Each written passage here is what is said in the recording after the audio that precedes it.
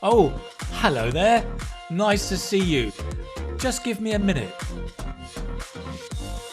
I don't need a minute. All I need is a second. Hello. Welcome to the class today. This is Keith from the Keith Speaking Academy, if you didn't know me. And today we've got an exciting lesson. The live lesson today is all about travel and tourism. I can't wait to get started. We're going to be looking at the vocabulary, the idioms, the kind of language you need to talk confidently about travel, tourism, holidays, that kind of thing. And listen, it's 2022. Welcome to the new year. How exciting. Let's go.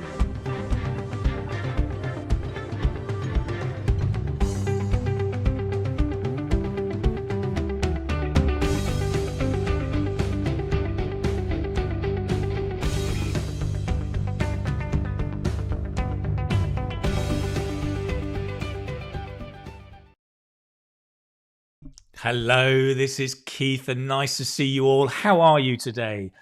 Listen, a happy 2022. I hope you're looking forward to the new year. I wonder if you made any New Year's resolutions. Maybe about healthy eating, maybe about studying English, maybe about taking your pet for a walk every day. I don't know. But listen, I'm here to help you with your English. And for those of you preparing for IELTS, well, to help you with the IELTS speaking test in particular. And I hope I can give you some ideas today to do that. Thinking about resolutions, right? If you are thinking about 2022, I'm going to work hard on my English. I'm going to prepare for IELTS speaking. Many of you may be having the test in January or February. My advice to you is to focus a little bit on the test and the technique, but focused mainly on your English, on improving your English, because that's the foundation. And if you improve your English, like building a house with a solid foundation, you can build your house. Otherwise, you're just looking at tips, techniques, quick ways to pass the test that often don't work. So focus on your English. And it's great because if you focus on your English, it can be fun learning English. You can enjoy it. Whereas focusing on an exam, I don't think anybody says exams are fun. They can be, but focus on your English. And my second tip is 2022. When you're studying, spend a little time studying regularly. For example, every day, 10 minutes. It's much better to spend 10 minutes a day rather than 1 hour once a week. Because that regular contact with the language is giving you deeper learning. There's a lot of research on this, and it is a lot better for your language learning. So it's better to do a little bit every day rather than a big amount once a week. Okay. So that's it. Those are my tips for this year. How are you all? Let's see. Where's my chat boxes over here? Say hello to you all. Good morning. Well, excuse me. It's the tea. Tantung, it's great to see you too. Yes. Satyam from Miami, nice to see you. Anna, hello, nice to see you. Irene or Irene from Nigeria, nice to see you here as well.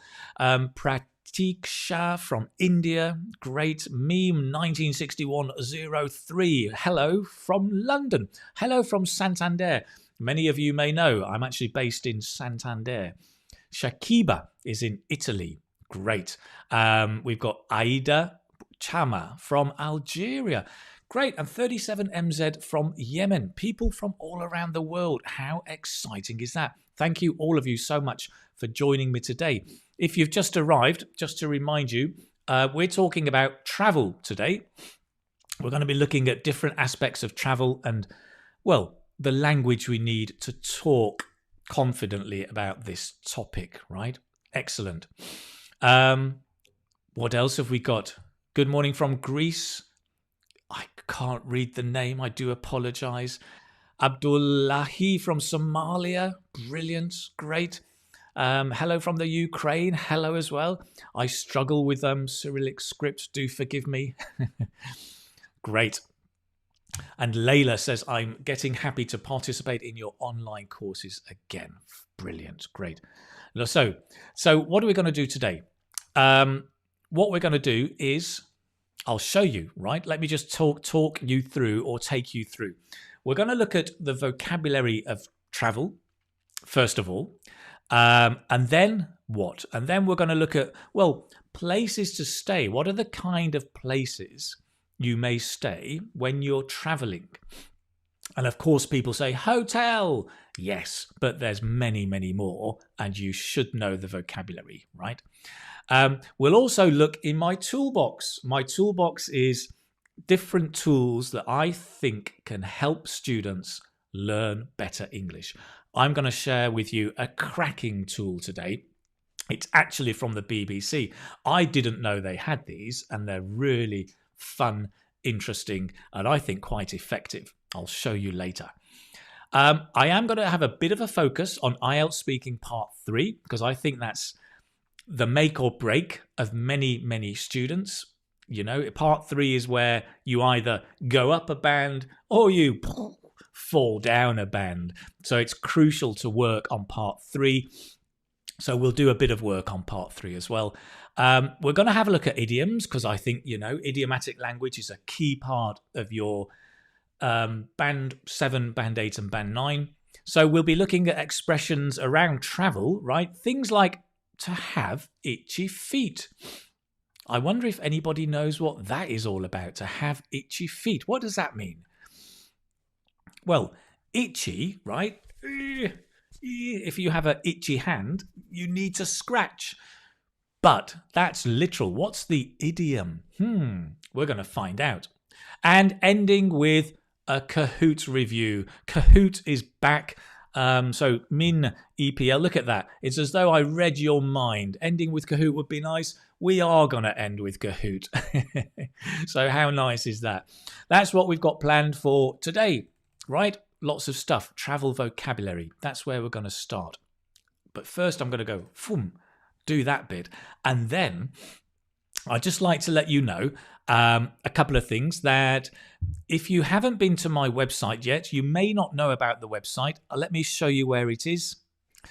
I do run the website with more resources for you. So in addition to the YouTube videos, and by the way, if you're on YouTube, bing, do subscribe, do turn on the notifications to find out about new videos.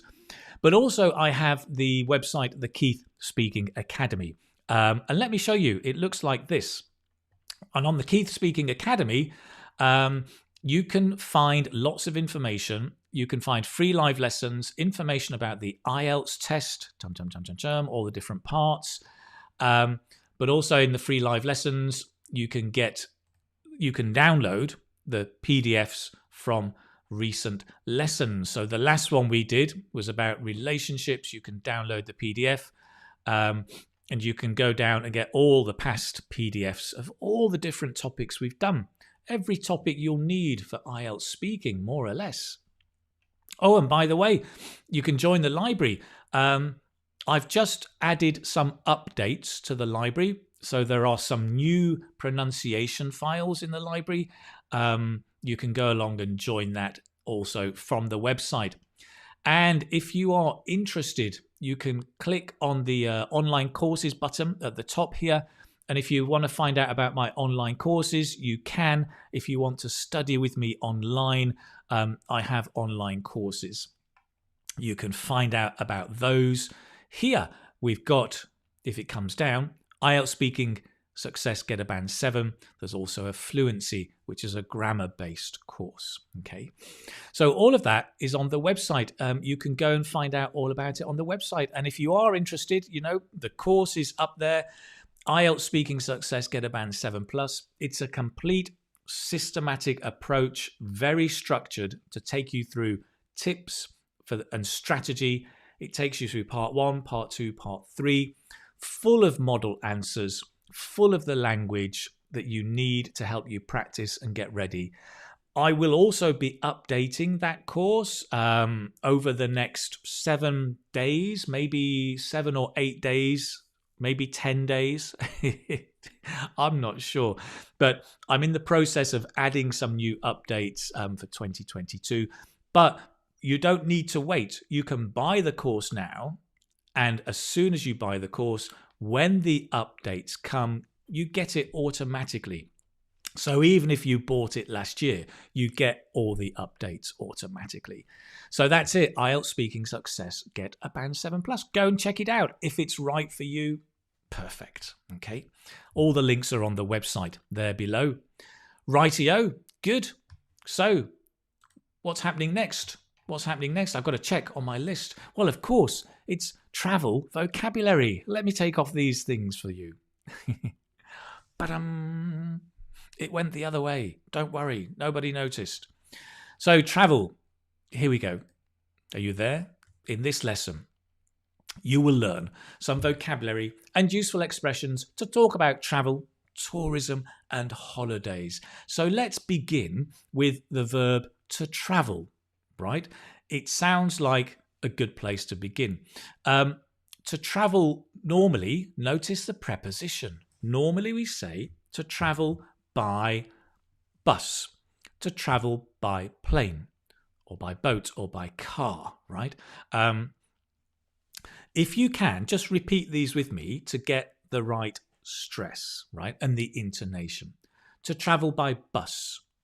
Can you repeat with me? To travel by bus. Nice.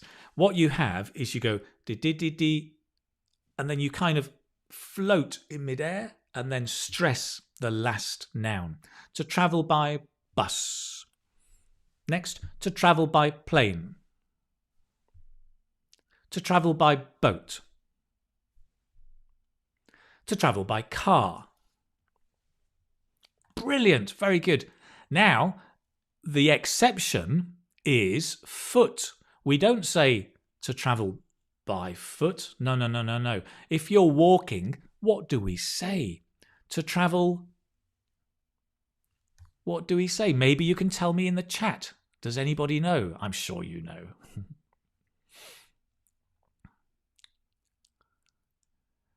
To travel by bike, says Happer Boy.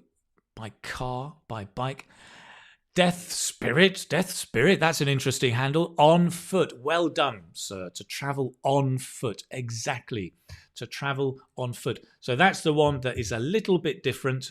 So if you're walking somewhere, we say to travel on foot. That's what we would say, if I can get my formatting right. Excellent, nice. Pradip says that I always travel by train, which gives me a comfortable journey. Nice, great. What else have we got? Hackerboy says by bike as well, also by bike. So let me add that. By car, by bike. So if you're talking about bike trips, you need to know by bike, right? Tung says, I bought the course last December. Will I get the update? If you have, yes, you automatically get the updates. Absolutely, yes. Okay, now, to travel is the verb, right? Now, we do have travel as a noun, but it's uncountable. Travel as a noun, and also travelling.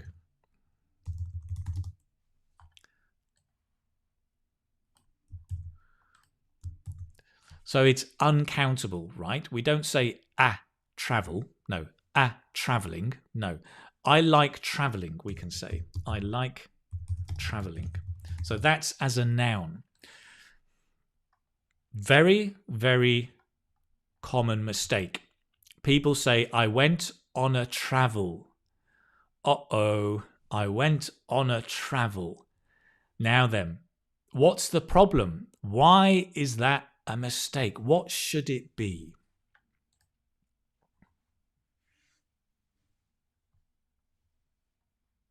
Let's have a look. Let's see what you say. Domenico says, given my town is a small urban area right by the sea, I'd rather get around on foot. Lovely language. Like it very, very much. So, some ideas.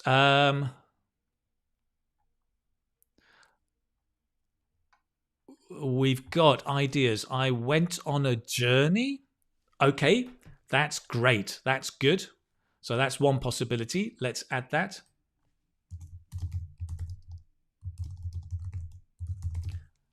Whoops. I'm going to give you a smiley face there, but just to make it clear. Come on, smiley faces. Where are you? Smiley faces. Okay, I went on a journey. UH Shah says, I travelled. Okay, as a verb, that's good. And Hang Selina says, I went on a trip. Excellent. I went on a trip. That's what I would say. Okay, I went on a trip. You cannot say a travel. Okay, it's not countable. So I went on a trip. Perfect. Nice. Hang Selina, thank you very much for that. And others, I see you've also got it. Yes. Okay. I'm just seeing other answers. So we say a trip, right? A trip. If you want the countable noun, countable means you can say a trip or two trips. I went on a trip. We can also say to go on a tour, to go on an outing, to go on a journey was the one that somebody else said. So let's add that as well. To go on a journey. So to go on a trip can be when you travel on holiday for a few days or even a few weeks. To go on a tour is when you go around a particular place, right? So you can go on a tour of a city. You go around the city. You can go on a tour of a building. Let's go on a tour of the museum. You go around, in and around the museum. So that's a tour. A trip is traveling on holiday. To go on a journey, the journey is not the holiday. It's only the traveling bit. So you go on a journey to Italy. It's about flying to Italy or taking the train to Italy. It is not about what you do in Italy. So the journey is only the traveling bit, right? The other one, an outing, to go on an outing is to go on a very short trip for usually a day or half a day. It's a very, very short. So if you're on holiday, you may go on a day outing, or you'll go on an outing to the beach, to the seaside, or you go on an outing to the museum. It's a very, very short trip, okay? So that's the difference in meaning. Let me just go through that with you to make it clear, right? So a trip is like on holiday. Just to recap, a tour is to visit in and around a place. So, for example, a city, a museum, you go, or a university. When you go to university, you often go on a tour of the university, or even a tour of a workplace when you get a new job, right? To go on a journey is the traveling, is the traveling bit. The traveling bit.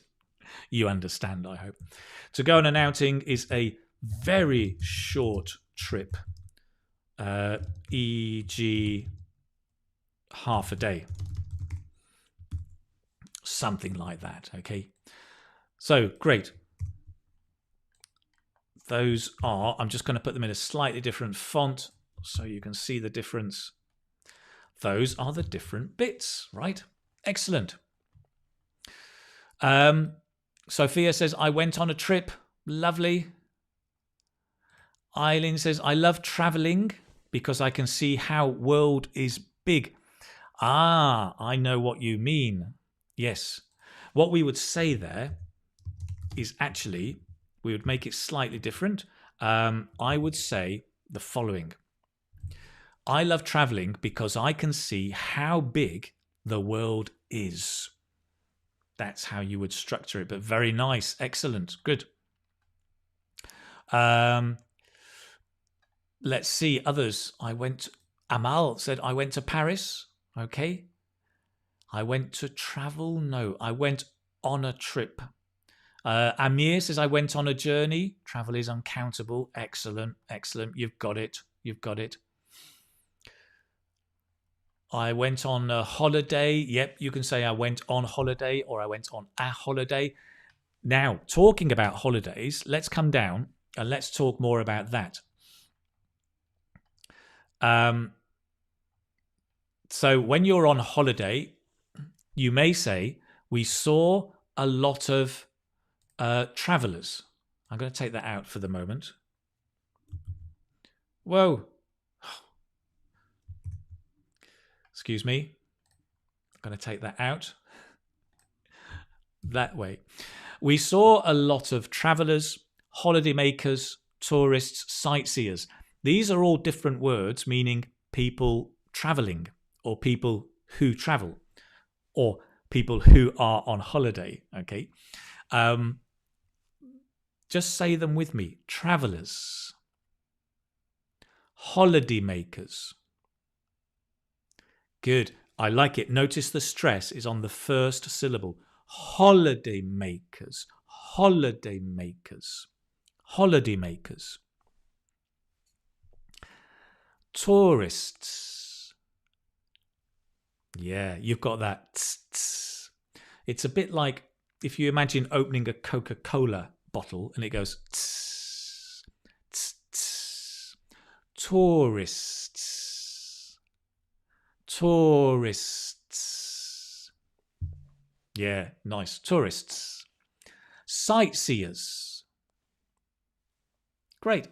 A lot of, another interesting phrase here that you can use is, if I press the right button, Keith, hordes of. We saw hordes of travelers. So that's another expression meaning a lot of.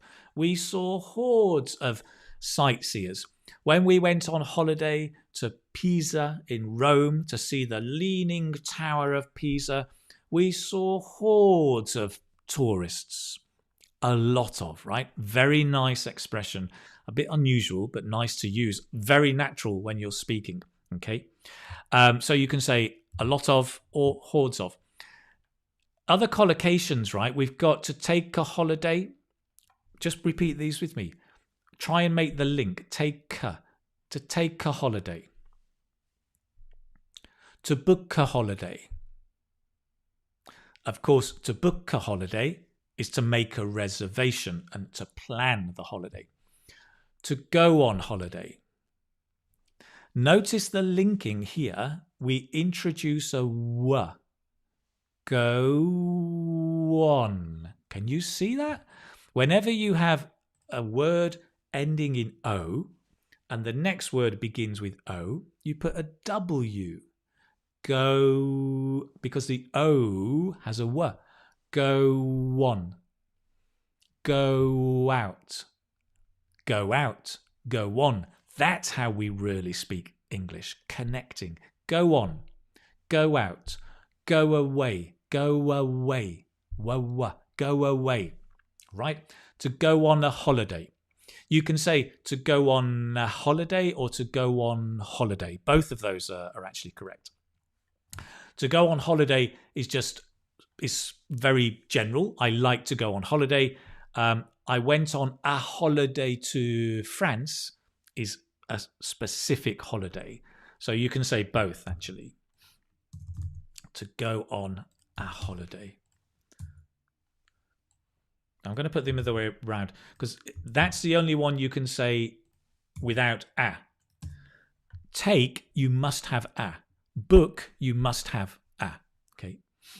If you're interested in more collocations like this, I recommend to everybody this Ozdik Dictionary. I love it. I use it all the time. It's a collocation dictionary online. Guys, moderators, if Mehdi and Paula and Upsara, if you could just share in the group the link to the Ozdik Dictionary, I will just show you. Let me show you on the website how it works. I mean, if you follow the link, it's really, really nice because, ta-ta, wait for it. I've looked up the word holiday, right? And what it does is it gives me collocations with the noun. If you can see, maybe make it a little bit bigger. So it gives me adjectives, enjoyable holiday, exciting holiday. It gives me the verbs with a holiday, to go on, to have, to take, book, cancel. Gives me a holiday and a noun, holiday destination, right? Gives me a holiday with a preposition on or on a holiday, right? Phrases, a holiday of a lifetime, and it just goes on and on. I mean, it depends on the word, but it's a wealth of information. If you're not using Ozdik, you should be, because it's so simple to get a wealth of collocations. And collocations, I think, are one of the secrets of building your vocabulary and using it, knowing how to use it effectively. I mean, it's all well and good learning holiday or a trip, but if you don't know go on a trip, you can't use it correctly. So these collocations are really, really, really important. Did I mention how important they are? Excellent. Good. So you've got lots of stuff there, right? Lots of stuff and resources to look for your collocations.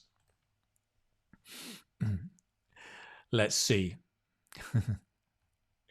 We've got Korafat. Korafat says, I'm so happy. It's my first time to join your channel. Welcome. Delighted that you're here. I'm very happy you're here too.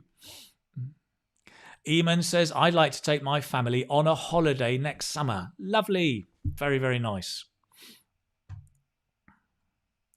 Maheshi, can we say globetrotters and globetrotting?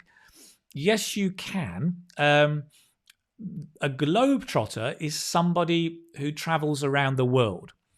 So just be careful, because if your trip or your holiday is to a city very close to where you live and you always travel in your country, don't say globetrotter.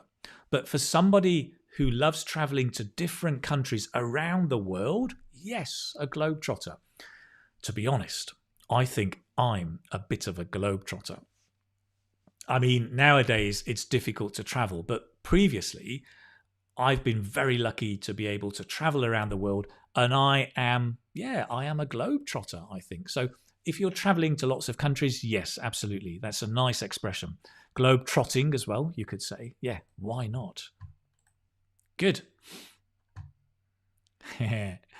Excellent. Let's move forward. We've got a few more expressions here related to this idea. To go sightseeing.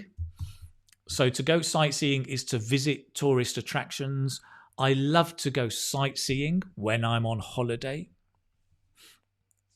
We can say the same thing, to see the sights. When you're in London, you must see the sights. The sights is not specific sights in this case. It's just an expression. It means to go sightseeing.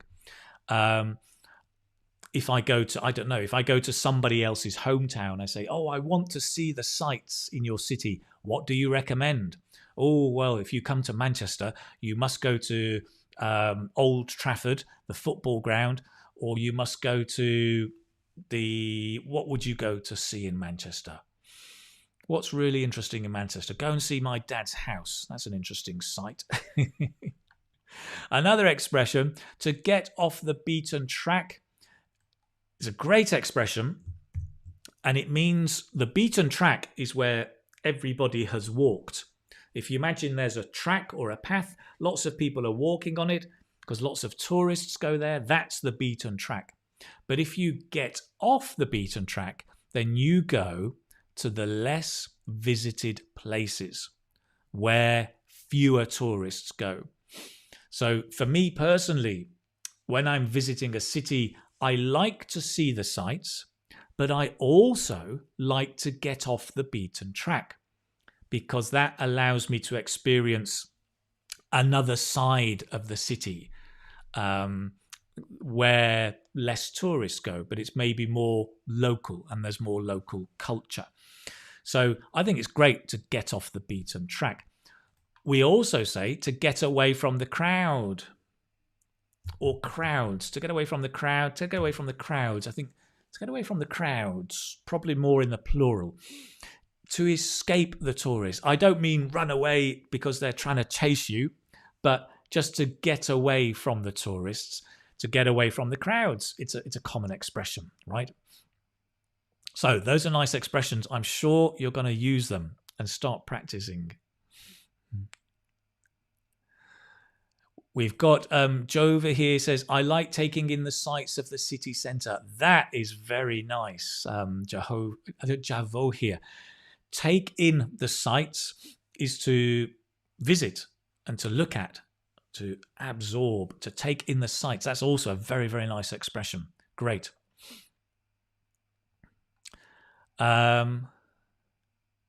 Great. What else have we got? Simin, can we say out of track? No. Off the beaten track is just, it's a fixed expression. Kumba says, watching from class. Be careful, your teacher will be after you. Francisco says, might we say to get off the beaten path? I want to get off the beaten path. In Britain, that's not very common.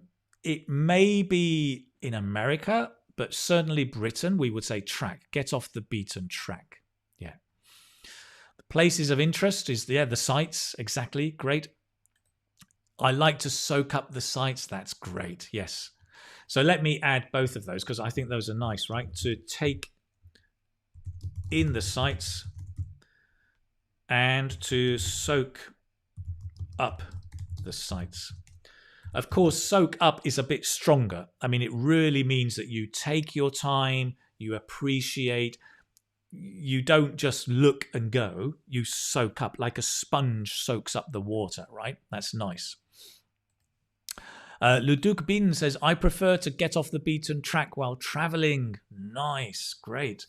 Do, as you're doing this and you're practicing the writing, do practice speaking as well. And try and feel, as you're practicing with me, the D, D, D, D, D, D, D, D, D, D. English is all about D, D, D, D, D, D, D, D, D, D, D, D, D. It's really marking time, like a conductor in the orchestra. I prefer to get off the beaten track while travelling. I prefer to get off the beaten track while travelling. D, D, D, D, D, D, D. You always pick up that rhythm. In short phrases, right? But that's nice, Leduc. Very, very, very nice. Paola says, I like to get off the beaten track, like unspoiled beach, unspoiled beaches. Nice. Right. Abdel Hamid says, I can't get enough of traveling.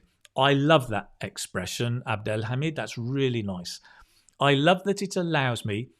This looks familiar. This is great. I love that it allows me to explore dazzling sights. Dazzling sights, right? Because sightseeing is the verb.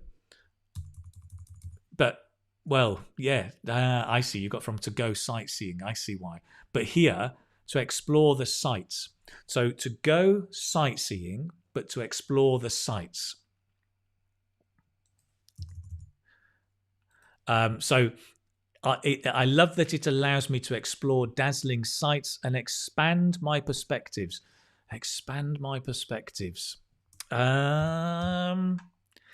Expand my perspectives is a bit strange. It doesn't sound like... It sounds a bit strange. I'm not sure why. Expand my perspectives. Broaden my horizons. Widen my perspectives. Maybe widen? Expand my perspectives. I'm not sure. It sounds a bit strange. And I think it's a thing about collocation. I think it's getting the right word. I think it's okay, but it sounds a little bit formal. Expand my perspectives. Maybe widen my perspectives. But Abdelhamid, overall, that is a really, really nice expression. A nice sentence, right? Love it. Very, very nice. Thank you. Stacey also says, I like to get off the beaten track when I travel. I like to get off the beaten track when I travel. It's like singing a song. Great. Yeah, great. I'm just seeing what else. Any other expressions? Sadina, this is great. Thank you for showing us this, because this just helps me show, again, when we take in something, I like taking in the sights. Right? I like taking in the sights. Hey? So sightseeing is go sightseeing, but I like taking in the sights, right? To take in the sights, to see the sights, as we have up here. But Sadina, thank you very much. That helps. By practicing, we are able to see how to do it correctly. Just getting a bit of feedback, right? Lovely. Very, very nice. Excellent. So, listen, we've seen here lots of different expressions, right? Lots of vocabulary. What we're going to do next is, well, let's find out. What's next? Apart from my cup of tea, which is now cold tea, and very soon will be iced tea in the true American style. Places to stay. So when you're traveling, where do you stay? Do you stay in a hotel? Do you sleep under a bridge? Do you sleep in a tent? Well, there are many places to stay. Let's have a look at the different kind of places we can talk about. Okay, oh, I love doing that. It's a bit like space, time travel. Places to stay. Well, I'm going to ask you guys first. Where do you stay? What kind of place do you stay when you go on holiday? A hotel or somewhere else? Let's see what you come up with. Elena says Airbnb. Right. Elisha says hotel. Ooh, this is interesting. Muhammadio says, I prefer to stay in rented apartments. Okay. Emin, in a hotel. Mohsen Atarodi, I'd like to stay in a cabin in the forest. Lovely. Great. Lots of people stay in hotels. Yep. So quite a few in rented accommodation. Yep. Okay. In relatives' houses. Good idea. When you can, that's a great idea. At my friend's home, same idea, right? Save a bit of money. Places to stay. Accommodation, yes, but not for living, but for staying. Notice in English the difference between to stay and to live, right? To live is where you always live. To stay is a short time. So in English, you cannot live in a hotel, right? Like in many languages, you can use that expression, but not in English. You stay in a hotel. Live is only where you stay for your life, not for a holiday. Great. Apurva says, Apurva, where are you? A resort. Okay. Yep. Sabrina says a self-catering apartment. So this can be similar to rented accommodation. Self-catering means you cook for yourself. So a self-catering apartment will have a kitchen, a hob, a stove, an oven, pans and pots for cooking as well, right? I like to stay in the resorts. H. Sam says hostel. Right, great. Yep. Artyom says, next week I'm going to a 3-day journey to Latvia. Oh, lucky you. Lucky you. I'm going on a 3-day journey to Latvia. Now, is it a 3-day journey? that means you're traveling for 3 days. I wonder, does it take 3 days to travel? Maybe it does, but do notice the journey is only the traveling bit. If you're going to Latvia and spending 3 days in Latvia, it's a 3-day trip, right? So I will stay at the private room in a hotel. Yeah, I think all the rooms are private in a hotel. I guess what you mean is it's not a shared room, right? Yeah, I guess that's what you mean. Because some hotels don't tend to have shared rooms. If a place has a shared room, normally it's called a hostel. And that's the difference, right, between hostel and hotel. Artyom, thank you very, very much for that. Let's have a look then at these expressions and just go through the difference, right? Places to stay. So a hotel, I think you all know, right? A hotel, you will normally have, as Artyom says, a private room for yourself, right? Normally with a private bathroom. Sometimes they call it an ensuite bathroom, which is the bathroom is connected to your bedroom area. Okay. Sometimes they have other facilities. Facilities like a swimming pool. If you're lucky, I mean, you know, if it's 5-star, if it's a 5-star hotel, you may get swimming pool and other things like that, right? So that's the hotel. A hostel, shall I make this bold? A hostel is the same as a hotel, but it's normally cheaper, often with shared rooms or dormitories. So they often have dormitories, which are basically shared rooms. Cheaper, more informal.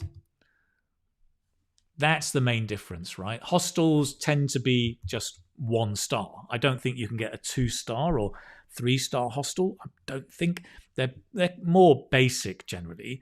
With dormitories, shared rooms, cheaper, informal. In England, we have something called youth hostels, and I think in a lot of European countries you have them. It's a hostel for young people. Duh. Right? But the only difference is that they tend to be, in England, it's a membership basis. So you become a member of the YHA, the Youth Hostel Association in England. And when you become a member, you're then allowed to stay in their hostels across the country. So when I was young, when I was a young boy, many, many moons ago, I joined the YHA, the Youth Hostel Association, when I was about 8 years old, because we used to go on holiday on trips with the school. We would go on a school trip for 1 week up to the Lake District, all these 8 and 9-year-olds, and in fact up to 16-year-olds with some teachers, and we'd stay in the youth hostel where we would cook for ourselves, we would have to clean the dormitory, and then we would go hiking in the mountains. And it was great, but you have to become a member of the YHA so you can stay in the hostel. And then you get some bonuses or some advantages from the membership. I can't remember what. I think the biggest bonus was we had to clean our dormitory. Yeah, very clever YHA. Of course, the teachers say, it's great, you can learn independence, you can learn the skills of how to cook and look after yourself. And what they're really saying is you can do all the work and we can go for a drink down the pub. Great teachers. Love it. So that was it. Youth hostels, right? I think what's the age limit on a youth hostel? I think it was about 21, I think. Listen, guys, this was 30 years ago. No, more, 40 years ago. Things may have changed in England. I'm not sure with youth hostels. Other things, I mean, people talked about resort, right? So a resort. All of these are nouns, by the way. So I'll just make that clear. A resort. So a resort is normally the hotel plus the other facilities and the land. So a resort may include a garden, a swimming pool, another area, maybe a horse riding area, and often the food and the drink are included, right? So it's normally basically a hotel plus facilities, and often food and drink are included, right? Because when you stay in a hotel, of course, food and drink are not included. You pay extra. But a resort, it's normally all-inclusive, right? It's an all-inclusive resort. Great. We've then got camping sites or campsites. This is where you can take a tent or a caravan. Carcavan? A caravan. I have to type slowly. Great.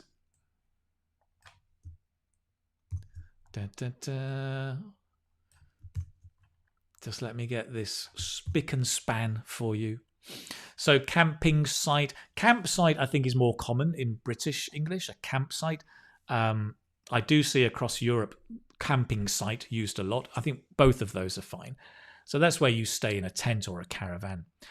B&B in England. This is basically bed and breakfast, right?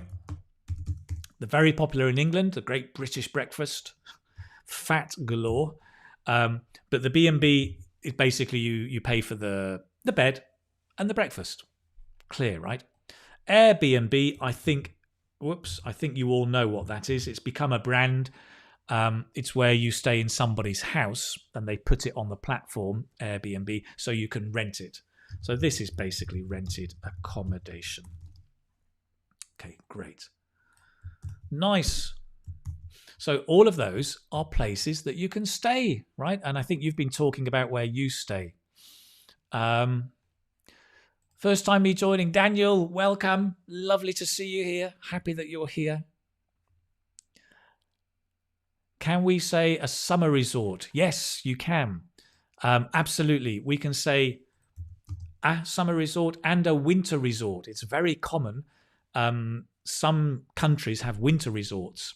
For example, up in Canada, you'll have a lot of winter resorts because of the weather. Scotland has some winter resorts. In the Alps near Italy and Spain, there are some winter resorts. Or a summer resort, absolutely, yes. Great.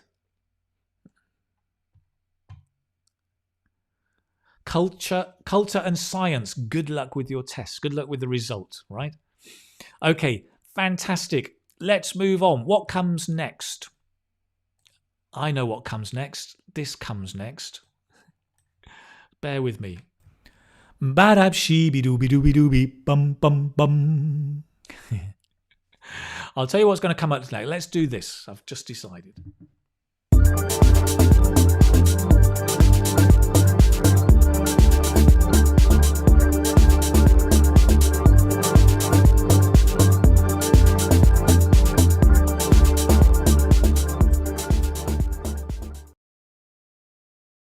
Okay, toolbox, right? Not Squid Game, but toolbox. Now, in the toolbox, I'm going to show you a tool that will help you with your learning. It's a really fun tool. I'm a big fan of the BBC, and not only the news media company, but they're learning English. They have a big focus on helping people learn English around the world. They have some amazing resources, right? All of it for free, I think. And I came across or discovered something called grammar quizzes, right? Let me show you. Grammar quizzes. This is the link. Guys, if the moderators could share the link through the group, that would be fantastic. And I'll just show you what it looks like. It's basically a really nice way to practice your grammar and test your grammar, but in a fun and interesting way. It looks like this. Cha-ching. That's a bit big, isn't it? Because I was doing it full screen before. If you go there, you'll find the quizzes. I mean, look at all the stuff they've got, right? I mean, it's just ridiculous. There's so much stuff. But if you focus on the quizzes, Now, they're all grammar focused. You'll recognize, if you look at the titles, these are very common mistake areas. For or since, just, already, or yet. Adverb preposition, uncountable nouns, past perfect tense, right? Is it simple or continuous? Look at this, comparative superlatives. I mean, it just goes on and on. Absolutely brilliant. What a great resource. How do they work? Well, let's choose one. Let's choose, I don't know, adverb position. I tried one of these earlier and it was quite fun.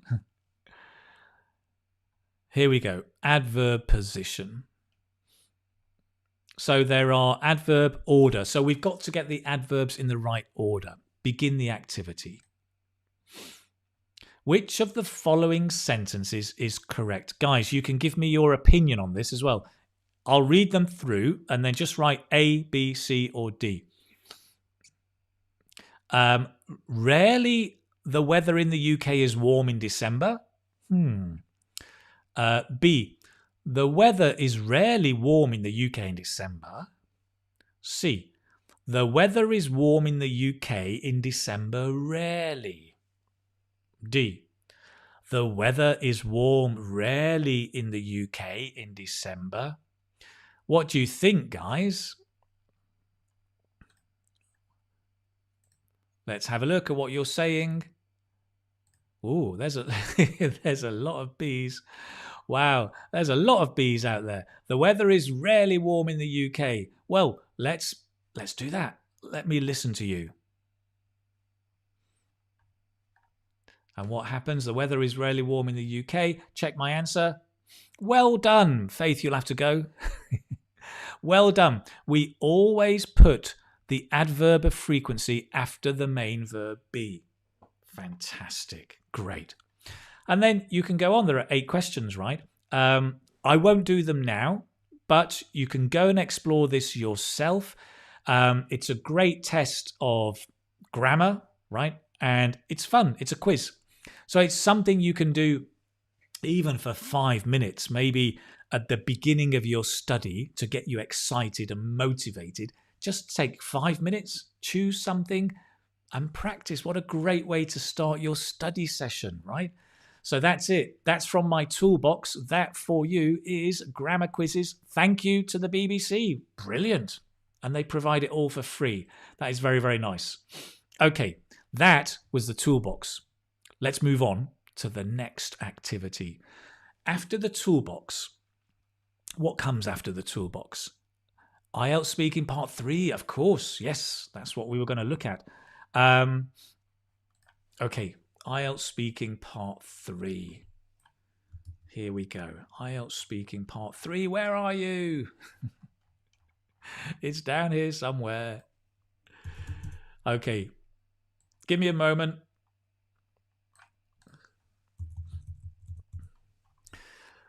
IELTS Speaking Part 3, right? What's the secret? Is there a secret? Of course, the secret is twofold. First of all, you need to improve your English speaking so that you can speak flexibly on a wide range of topics. That's why these live lessons exist, to help you build flexibility and practice across a wide range of topics. The other thing, the second secret, is you must develop your answer. It's your opportunity to show off your language. So you have to give longer answers. Don't worry if the examiner interrupts you. They often interrupt you. That is fine. It's sometimes a good thing. It's not a bad thing. It just means they're ready for the next question, right? But what you must do is keep talking as much as you can. Develop your ideas and your answer. There are different ways of doing that, right? Let me just share a few simple ones with you, okay? I'll come over here. IELTS Speaking Part 3. Let's take this question, for example. We're talking about traveling, right? What are the benefits and drawbacks of traveling? Just to make this clear for you, this is IELTS speaking. This is not writing.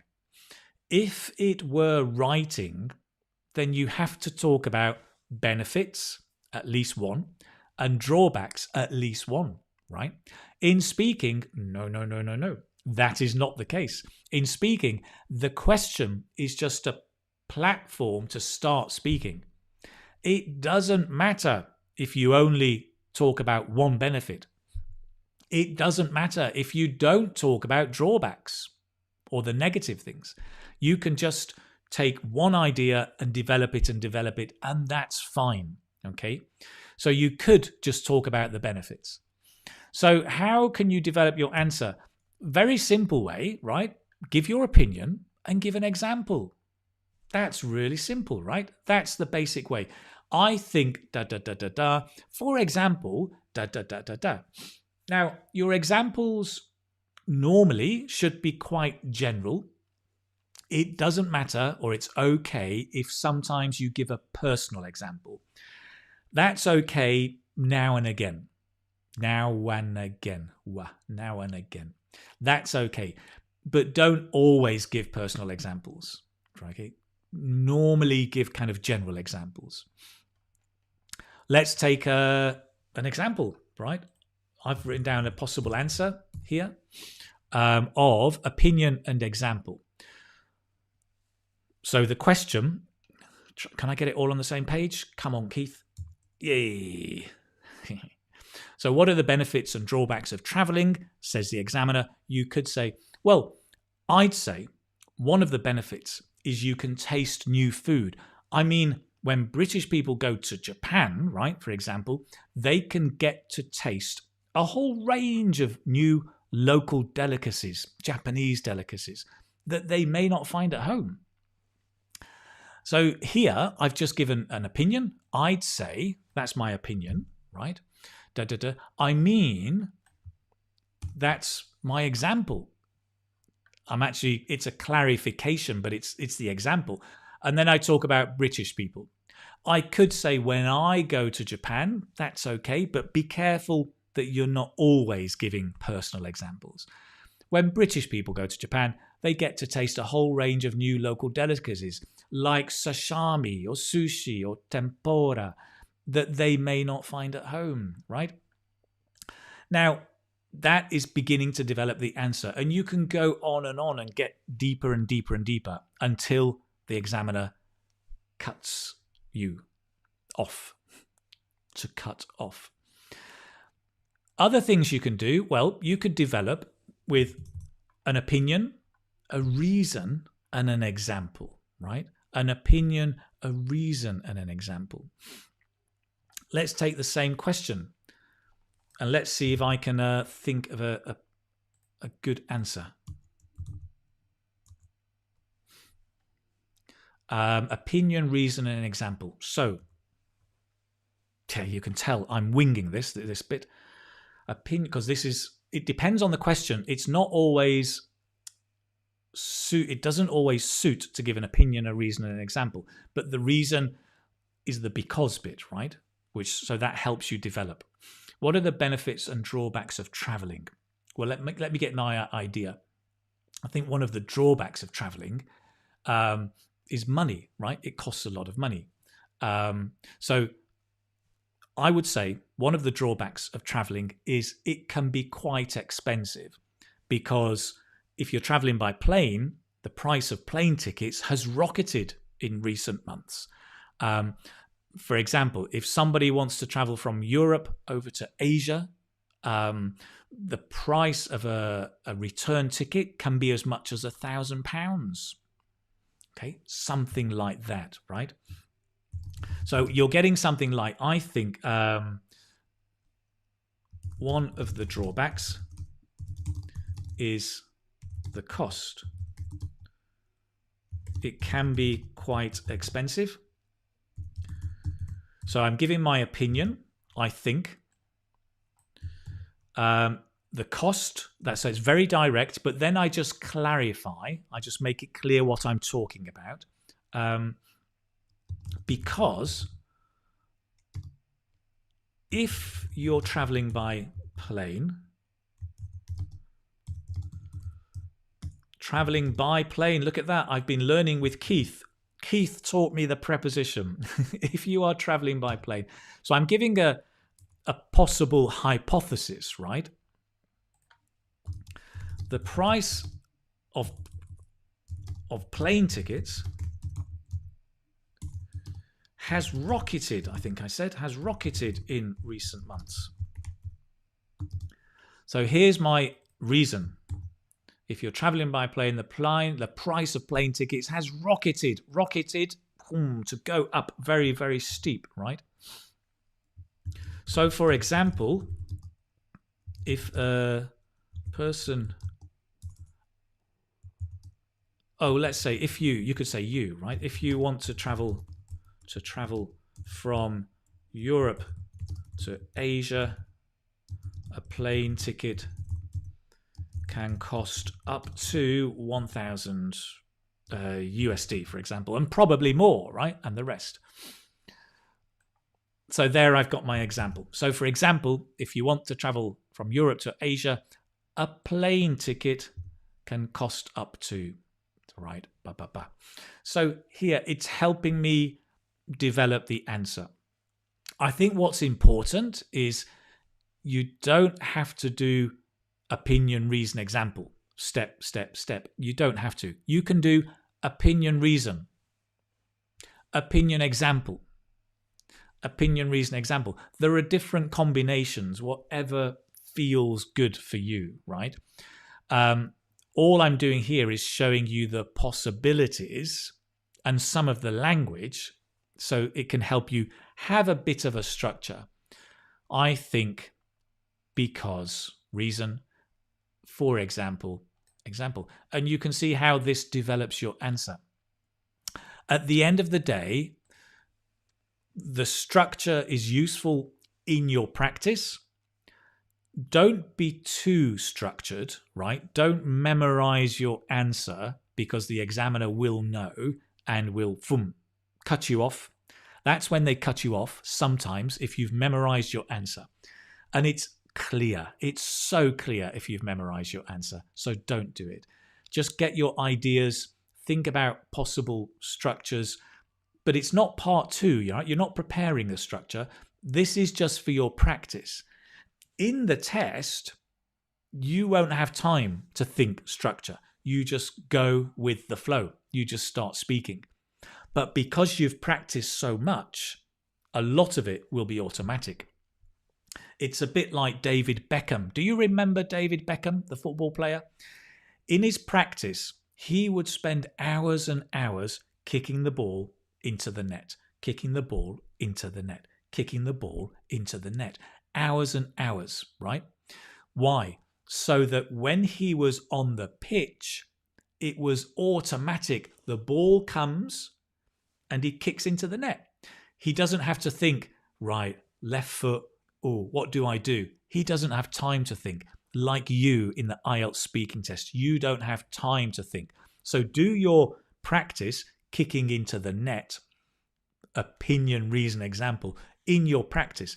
In the test, just go, flow, speak, be wonderful, impress the examiner, as I'm sure you will, right? Okay, so there you go. Those are some ideas there about IELTS speaking part 3. Let me just check where we are with time and what's coming up next. Let's have a look at another part 3 question. And this is just a general question as well. I mean, talking about travel, what are the impacts of tourism on a local economy? It's a big debate, right? Because people talk about, I was reading in the news the other day, I think it was in Venice, that the local residents of Venice were up in arms complaining about all the tourists. They said there's too many tourists in our city, right? All these tourists come in from around the world, and what they're doing is they're making the city overcrowded, noisy, polluted, throwing rubbish. Let's kick the tourists out.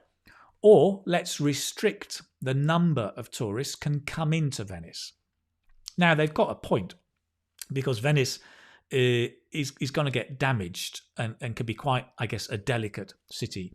And so they need to protect their heritage, right? But there must be a balance, because there's a positive impact of tourism. Cities that live from tourism, if you kick out the tourists, you've got no income, you've got no livelihood. So of course you need that balance. And that's what this question looks at, right? Let's have a look at some ideas, right? What are the impacts of tourism? We can say there's a direct impact on hotels. So I'll highlight some of the useful language here, right? A direct impact on something. There's a direct impact on hotels. On the positive side, that's a nice connector that is just saying this is the good things are tourism provides jobs, right? It provides jobs, or creates or increases jobs. Tourism boosts sales. Of course, all the tourists coming in, they're buying the gelato, they're buying the souvenirs, they're buying the food in the restaurants. This will boost or increase sales. Likewise, you may say it can boost, it boosts or enlarges profits. Boosts, enlarge, increase, all of these nice words. Or generally, it boosts local trade or local commerce as well, you can say, right? Commerce, thank you, autocorrector. Now, it's a source of revenue, another nice expression. It brings cash flow to the tourism sector. So brings cash flow is the flow of money, right, into the tourism sector. And it strengthens the local economy, makes stronger, strengthens. All of that is nice, some nice expressions, right? Now, you may want to then indicate, you don't have to talk about positive and negative, but if you do, however, there can be a downside. To be a downside. There can be a downside in that it might. So this is quite a difficult expression, but it's very, very natural spoken English. Basically, right, what we're saying is there can be a downside, which might be, or in that it might, So what I'm saying here, let me write it out again. There can be a downside, which might be that it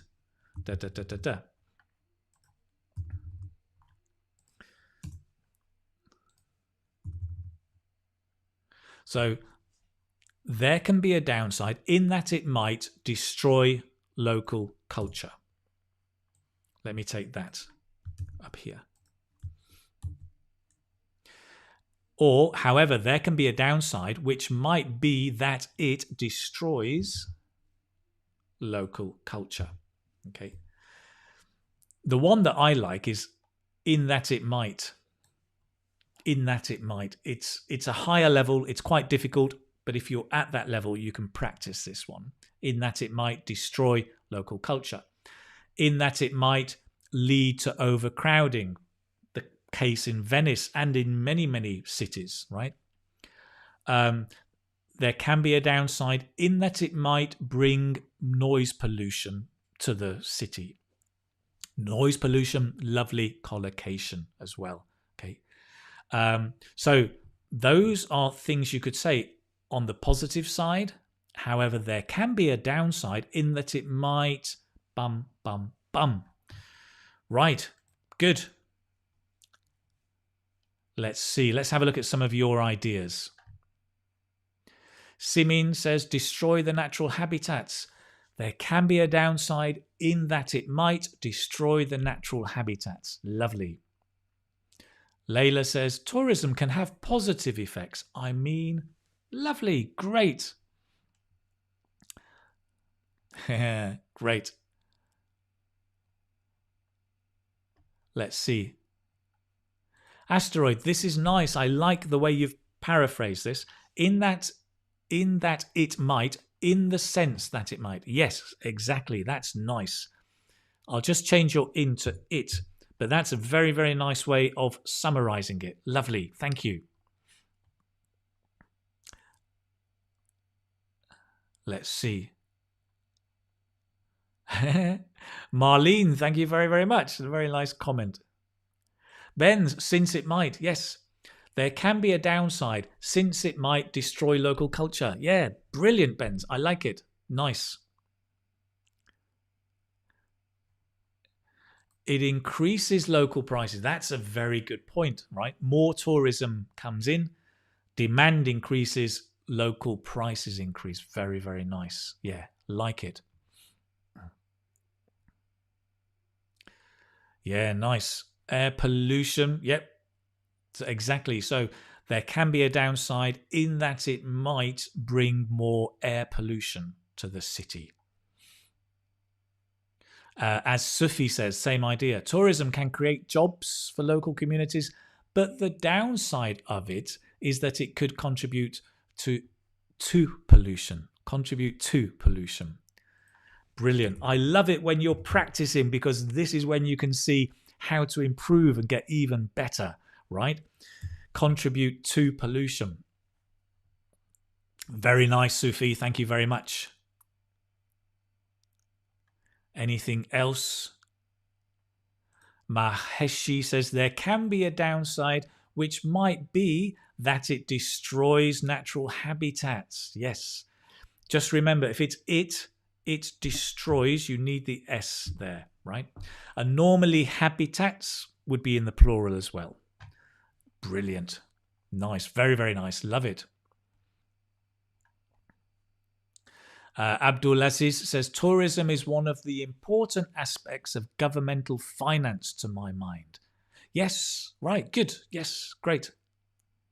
Fardeen, crimes in the area might rise dramatically. Oh, that's true with tourism. Tourists, we've got from Mobina, tourists bring with them lots of merits. Yeah, absolutely true. Very, very good. Love it. Okay. Good. So we've got lots of ideas there on that question, specifically in IELTS Part 3, right? Okay. Nice. Good. I think it's great when you're proposing ideas and you're practicing in the chat.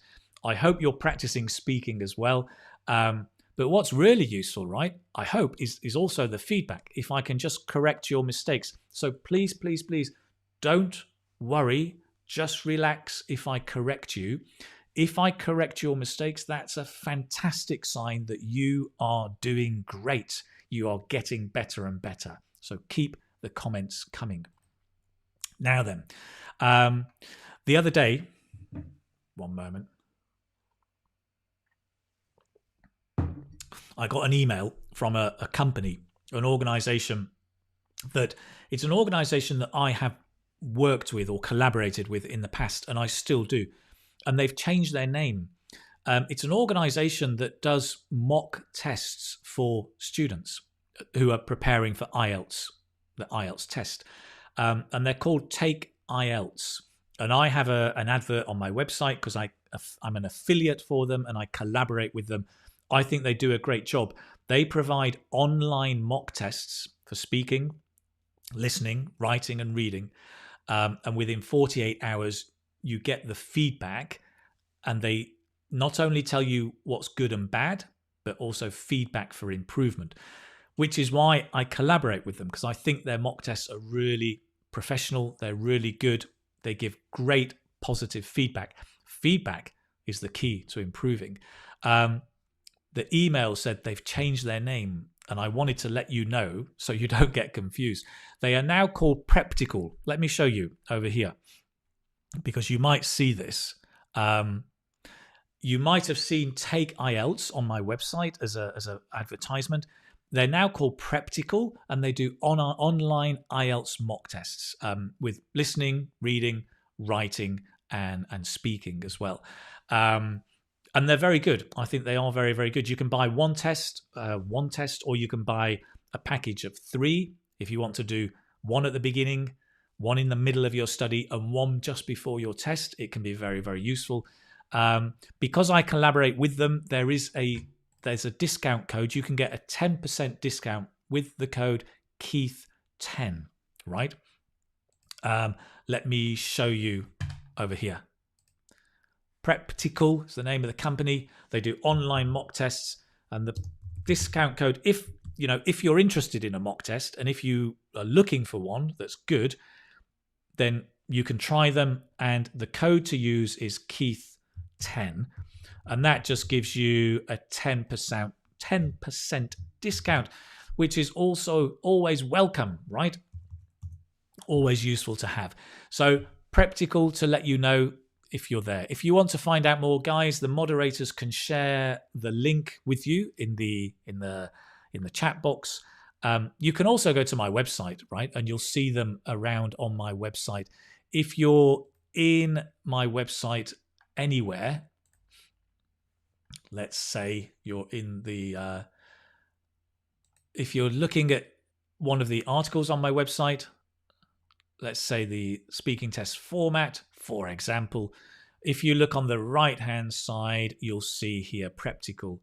And that, if you click on that, it will take you to their website and tell you more about what they do. And you can find out about how to do their mock test. Okay. So that's it. Just to let you know that if you're interested or looking for a mock test, Practical, the name of the company, I think they're good and I recommend them for that. Right. Let's move on, because next we're going to talk about, if I can get rid of that for a moment. Dum, dum, dum. Great. We've still got a bit of time, which is nice, because I want to look at idioms before finishing on Kahoot. Idioms, to have itchy feet. What does that mean? Does anybody know that idiom, to have itchy feet? Let's have a look, right? Let's have a look together.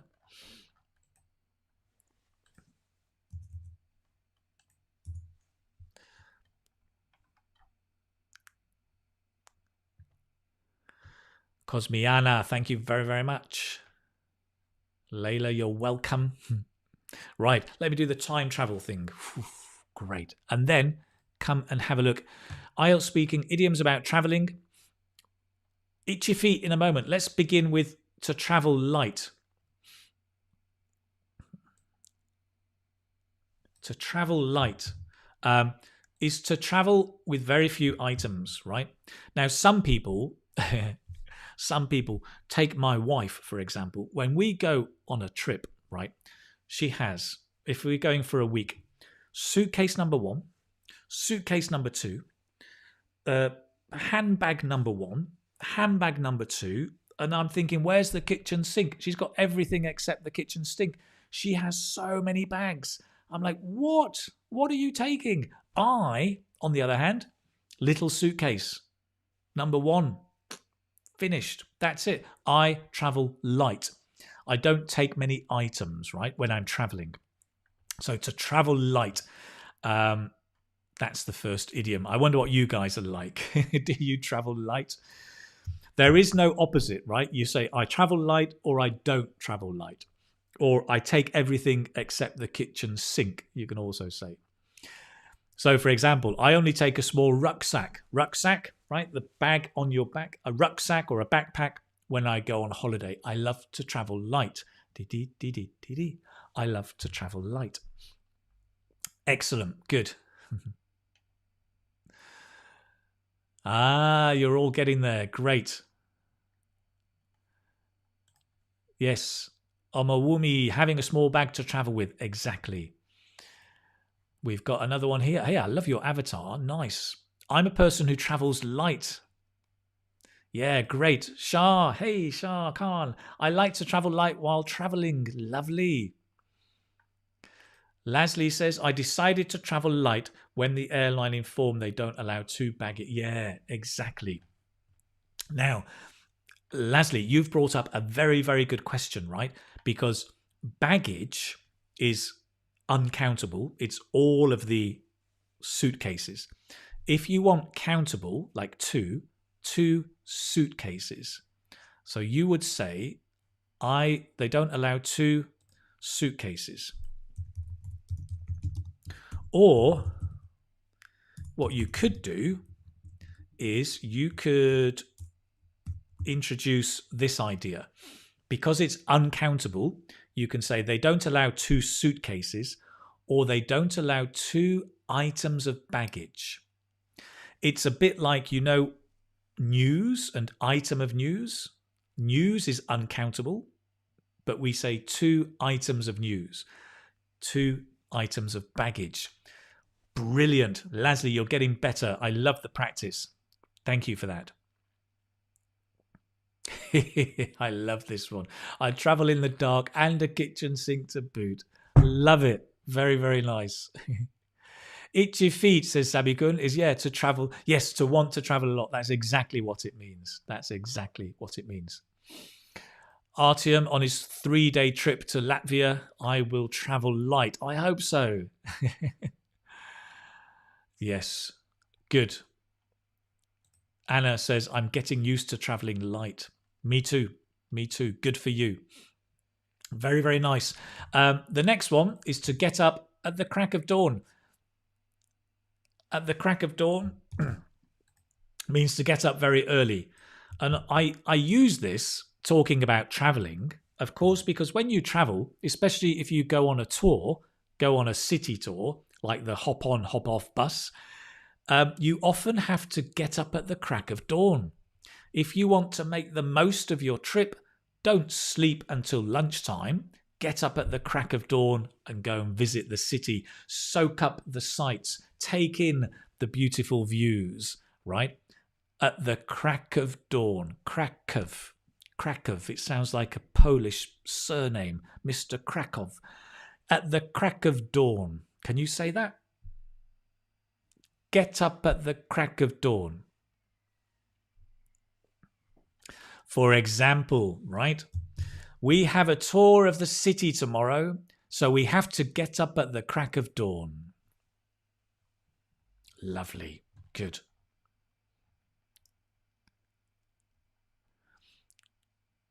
Sanjida, you are too late.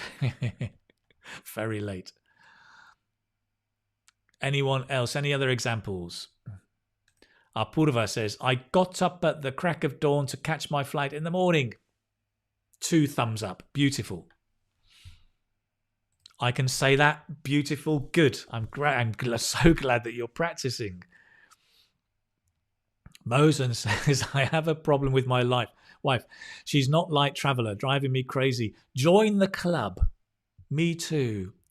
But don't tell. I hope she's not watching this. Oh dear. If she's watching, I'm in trouble. But it's true. It doesn't matter. Is it right to say before the daybreak? Before daybreak. Before daybreak without the. Before daybreak, yeah. Or before the break of day. Before the break of day or before daybreak? Yes. I think daybreak is one word. I think. Nice. Lovely.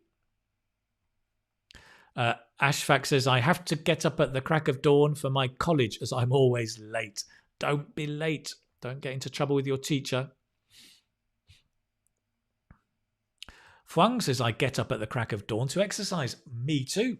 I get up at the crack of dawn to go for a walk in the morning. Something I like to do. Lovely, Fuang Nam. Thank you very, very much for sharing. Let's move on. The next one, to make your way back. To make your way back. So to go back, to return or go back to the starting point. So let's imagine you're on a tour of a city. You start at the hotel, you do a tour of the city, but then you make your way back to the hotel, right? So for example, when the tour finishes, you can make your own way back to the hotel.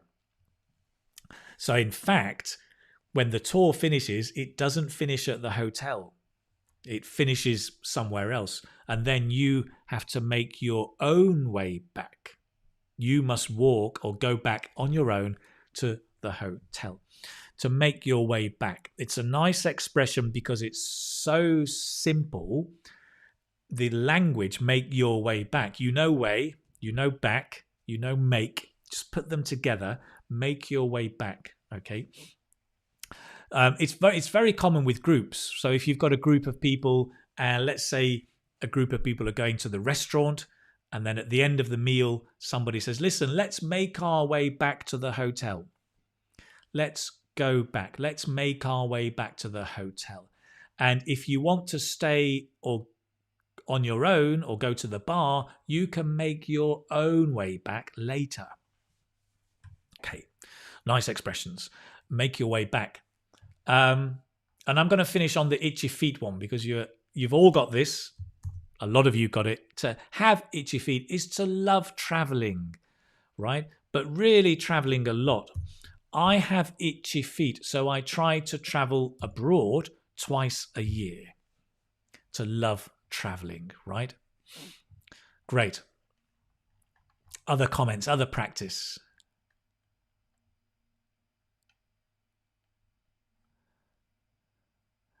Nadir says, it is too late. We have to make our way back. Lovely. Got it. Very, very nice.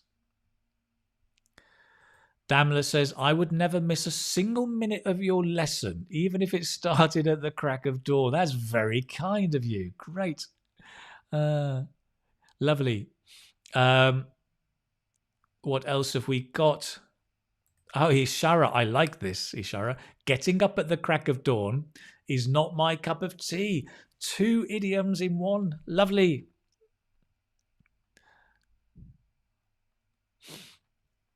When I went to Turkey, I make your way back to the hotel. Right. Okay, remember here, this is really good, Fariha. When I went to Turkey, because it's past, I made my way back to the hotel. So it's very interesting because in idioms, you don't want to change the words except for the pronoun. So for the I, you, he, she, me, my, mine, you need to change those, but the other words, no. So I understand why you didn't change it. But here, when I went to Turkey, capital T, I made my way back to the hotel. Yeah, great. Lovely practice. Thank you so much, Fariha. This is great. Apurva says, I make my way back to home directly after school hours. Right. Remember, home is one of those strange words that doesn't take two, right? I go home. So I make my way back home. You don't need two. It's just home. That word doesn't take two, right? It's an exception. Very nice. Asra, I really wish to make my way back with my sweetheart every time.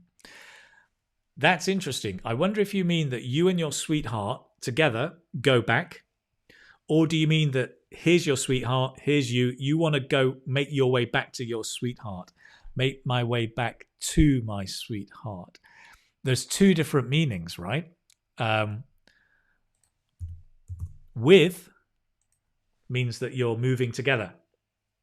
To means you're coming together. Make my way back to my sweetheart. If you're separated, I must make my way back to my sweetheart, right? Lovely, Asra Farid. Thank you very much. Great. So those are the idioms, right? Those are all the different idioms we've had. We've had travel light, at the crack of dawn, make your way back, and to have itchy feet. Excellent. Very, very nice. Great. Sawasan says, if I travel to Paris, I won't make my way back ever. I won't make. Yeah, lovely. Be careful with the tenses, but that's right. I think I might be the same.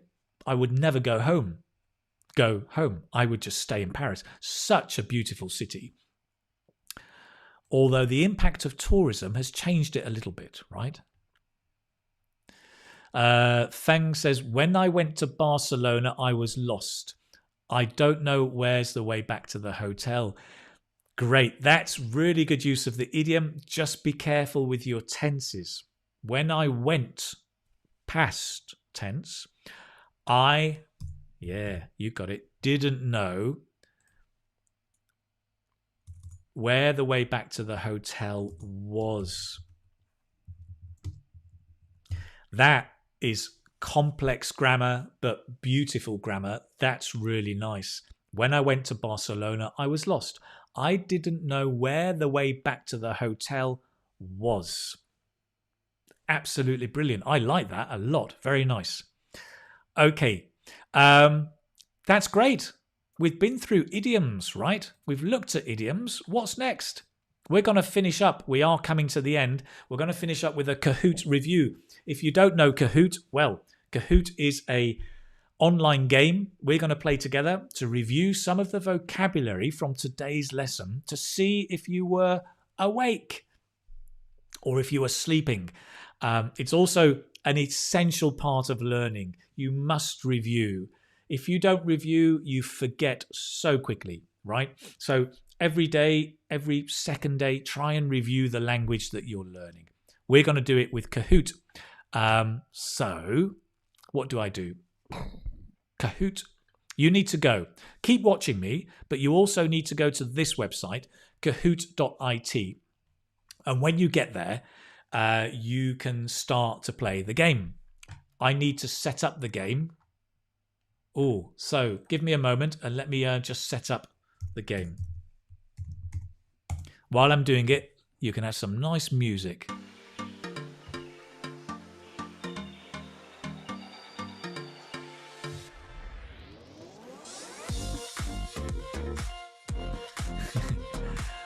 Abdulaziz says, my feet are itching in order to make my way to Mars. Love it. Very, very nice. It's amazing the creativity you guys have got in making up all of these different kind of phrases. It's really good. Right, come on.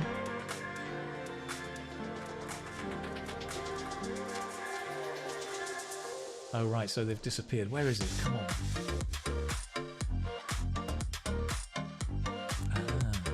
Found it.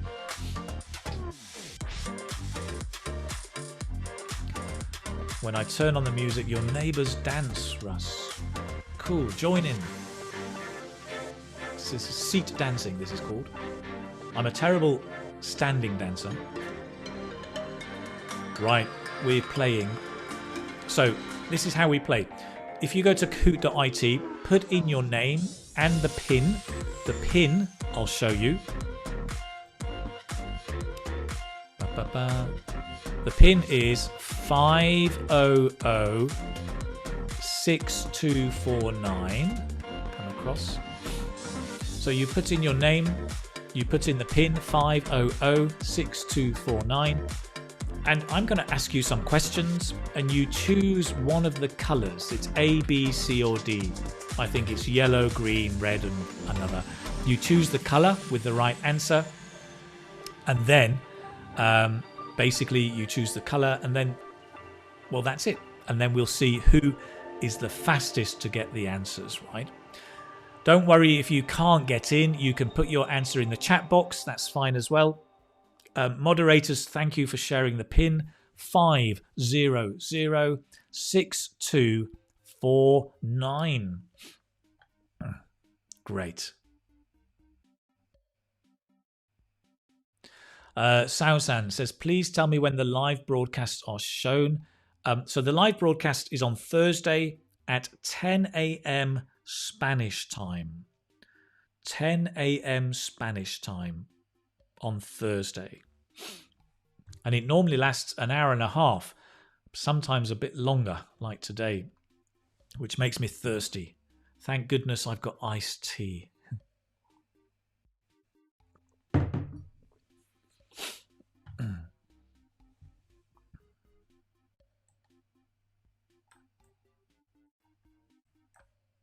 Right, okay. Listen, let's get this show on the road. Let's start. I've got lots of people in there. I'll just take that off. We're going to begin. Travel. Okay. So I'll read the question, then choose your answer. When traveling, I like to get off the blank track. Worn, walked, beaten, well kept. Choose your answer.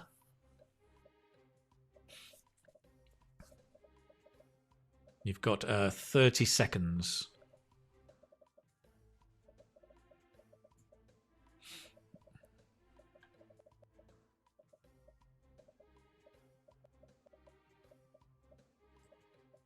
I like to get off the blank track. Wow, fantastic. 62 of you got beaten track, which is absolutely right. To get off the beaten track means to go where there are fewer tourists, where it's not so busy. If you want to get away from the crowd. Well done. Next. Well, we can see the scoreboard. Annie, well done, is at the top. Shabnam is second and Urvi is third. Itchy Feet is number 5. Next question coming up. Tourism can blank local trade. Boast, best, boom, or boost. Tourism can blank local trade. Is it boast, best, boom, or boost? Do you remember we talked about the impact? Well done, Duong and Vihangi with your answer. ML, well done. Yami, good. Great. Oh, look at Faria, well done. Oh, look at that, 92. All of you are wide awake. 24 of you got confused with the red boast. To boast is to blow your own trumpet. To boast is when you say you are the best at something. He's boasting about how good he is. But here, to boost is to increase or improve, make bigger and better. Well done, 92 of you. I'm so impressed. Scoreboard.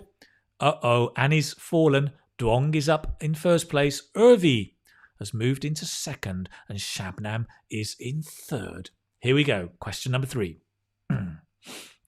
My friend always travels blank when she goes on holiday. Low, light, little, lately. What's the right answer? Octario, don't worry. Keep trying.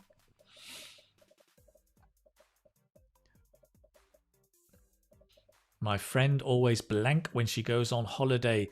Well done, Sam. Faria, well done. Min Hui, well done. Oh, that is impressive. You're getting better and better and better. To travel light, to take just 1 or 2 things, maybe just one small rucksack or suitcase. Excellent. I'm very impressed. Okay, great. Let's have a look at the scoreboard, the leaderboard. Duong is on the top. Mary has zoomed into second place. Urvi is third. It's all to play for in the final question. I love traveling. I have blank feet. Idle, inward, itchy, inside.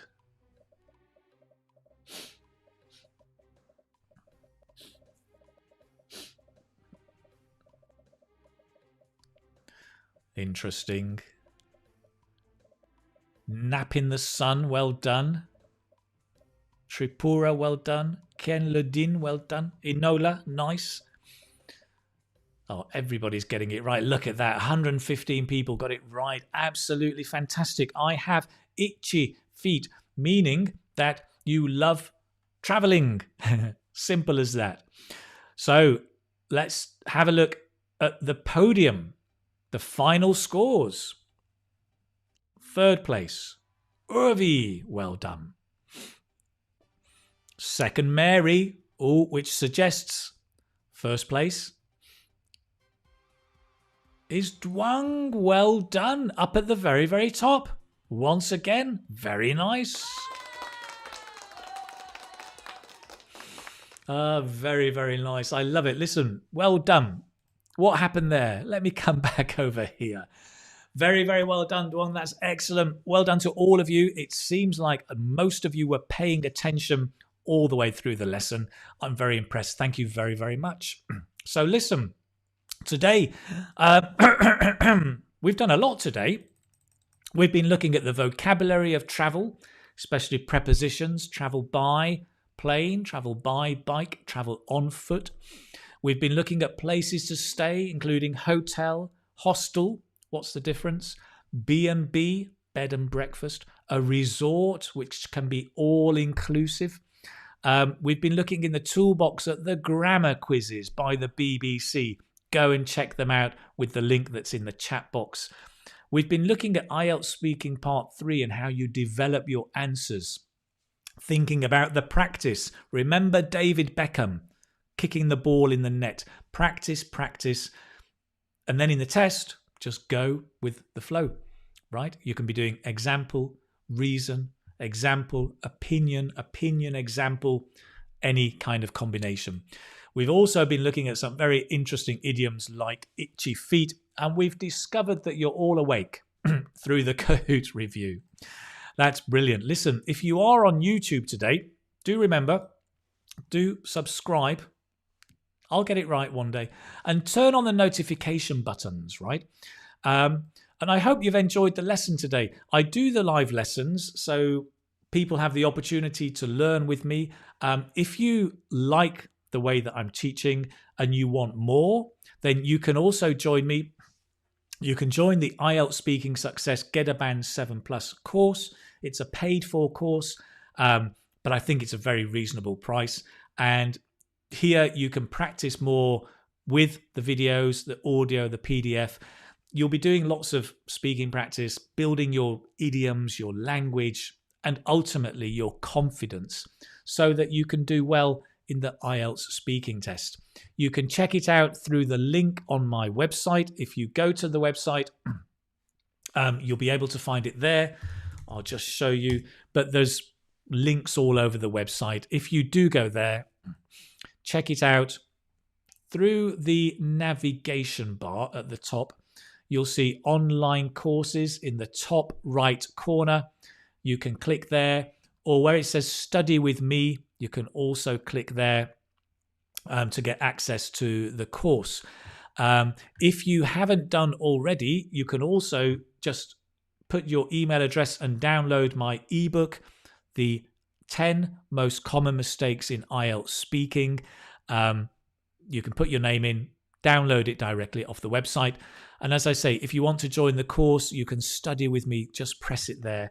And you can find out a lot more about the course, IELTS Speaking, Get a Band 7 Plus. That's it. Moderators, if you can share the links as well for people, that would be great. The website is keithspeakingacademy.com, right? Great. Thank you, all of you, so much for joining me today. It's been great fun. I feel like I've almost been traveling and being on holiday with you. All this talk about holidays and traveling, because I have itchy feet, it makes me want to jump on a plane or a train. I love trains.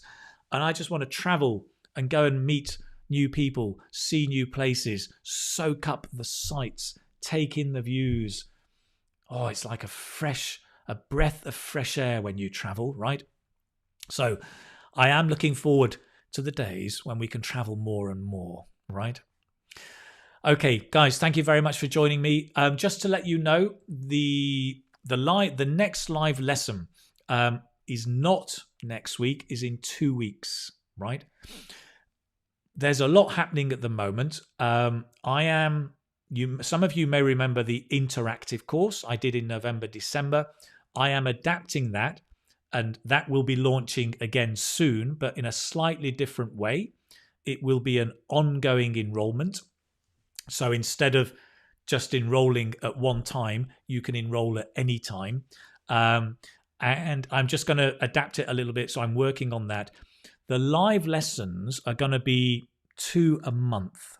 So every second week, I'll be doing the live lesson, just to give me time to work on the other projects as well and to work on the quality of the courses. So that's it. You can join me on YouTube. There's lots of recordings on YouTube. The live lessons are recording. You can get the notes from today off the website within 3 or 4 hours. Thank you again. It's been fun. It's been great. I hope you've learnt lots. Take care, all of you. And I will see you in the live lesson in 2 weeks' time. All right. Take care. Enjoy yourselves. Bye-bye.